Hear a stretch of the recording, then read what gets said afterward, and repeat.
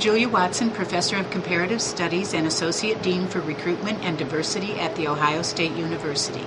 I'm also a first-generation college student and a descendant of Irish immigrants, although I grew up in a Polish neighborhood in East Detroit. There, our home had few books, and I remember reading mostly the dictionary and fairy tales. But when I was 9, we moved to the suburb of Royal Oak, and life changed. The city had a large public library, and my father decided that all 5 of us would get library cards. As a family, we started going to the library weekly on Wednesday nights and Saturday mornings. I began to discover the world of books.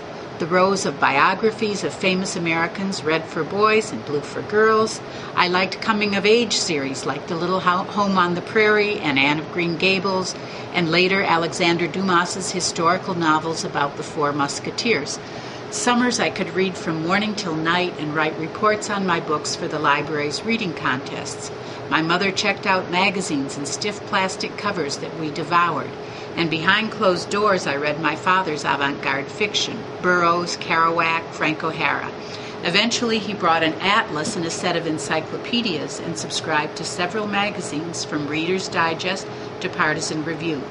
But we never stopped going to the library, and when I was old enough I got my first after-school job there, lettering the spines of books with Dewey Decimal numbers and reading between the covers. Just as Benjamin Franklin wrote, the public library was an instrument of democratic education for our family, and it awakened in me a lifelong desire to share with others the worlds that books open up.